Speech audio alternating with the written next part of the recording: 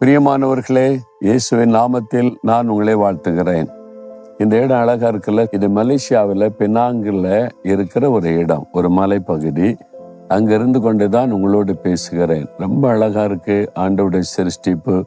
இங்க இருந்து பார்த்தா இந்த பெனாங்கு பகுதி, கடல் பகுதியெல்லாம் ரொம்ப அழகா தெரிகிறது. அதுல ஒரு பகுதியில இருந்து உங்களோடு பேசுகிறேன்.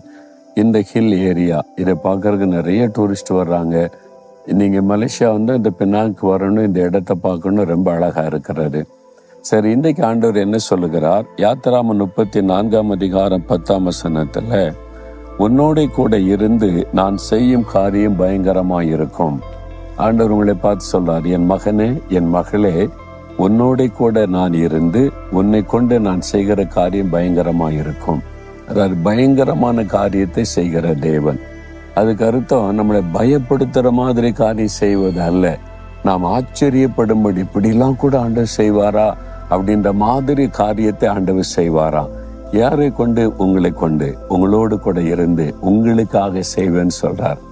பாருங்க, அன்னைக்கு இஸ்ரேல் மக்களோடு கூட ஆண்டவர் இருந்து பயங்கரமான காரியங்களை செய்தார். என்னது? கடலை 2 பிளந்து அதுக்கு நடுவில் வழி நடத்தினார்ல, அது பயங்கரமா இருந்தது காட்சி. அவங்கள தொடர்ந்து வந்த சத்துருக்கள் அந்த கடலை அழித்து போட்டார்ல, அது ஒரு பயங்கரமான காரியம். அதாவது ஜனங்களுக்கு பாதுகாப்பு கொடுக்க, ஆசீர்வதிக்க, அவங்களுடைய தேவைகளை சந்திக்க பயங்கரமான காரியத்தை செய்தார். இப்படிலாம் நடக்குமா அப்படின்னு ஆச்சரியப்படும்படியான காரியம் இன்றைக்கு உங்க வாழ்க்கையில நடக்க போகுது. உங்களை சுகமாக்க, உங்களுடைய தேவைகளை சந்திக்க, உங்களுக்கு ஒரு அற்புதம் செய்ய, உங்களுடைய நிந்தையை மாற்ற பயங்கரமான காரியத்தை கர்த்தர் செய்ய போகிறார். ஏதோ ஒரு காரியத்துக்கு கலங்குறீங்கல்ல, அது சூழ்நிலை ஆண்டவர் மாத்திடுவார். இன்றைக்கு உங்களுக்காக ஒரு பயங்கரமான அற்புதத்தை ஆண்டவர் செய்ய போகிறார். உங்க தேவை சந்திக்கப்பட்டுரும், உங்களுடைய குறைவுகள் நிறைவாக்கப்பட்டுரும், உங்களை பயப்படுத்துகிற வியாதி மறைஞ்சிரும், உங்களுடைய பிசினஸ்ல ஆசீர்வாதமான வழி திறந்துரும், உங்களுடைய ஊழியத்துல நன்மையான காரியம் நடந்துரும். நீங்க எந்த காரியத்தில் அற்புதத்தை எதிர்பார்க்கிறீங்களோ அதில் ஆச்சரியப்படும்படியான ஒரு அற்புதத்தை இன்றைக்கு ஆண்டவர் செய்ய போகிறார். விசுவாசிக்கிறீங்களா? அப்படின்னா சொல்லுங்க, ஆண்டவரே, என்னோட கூட இருந்து நீர் பயங்கரமான காரியத்தை செய்ய போகிறீர், நான் அதை விசுவாசிக்கிறேன்.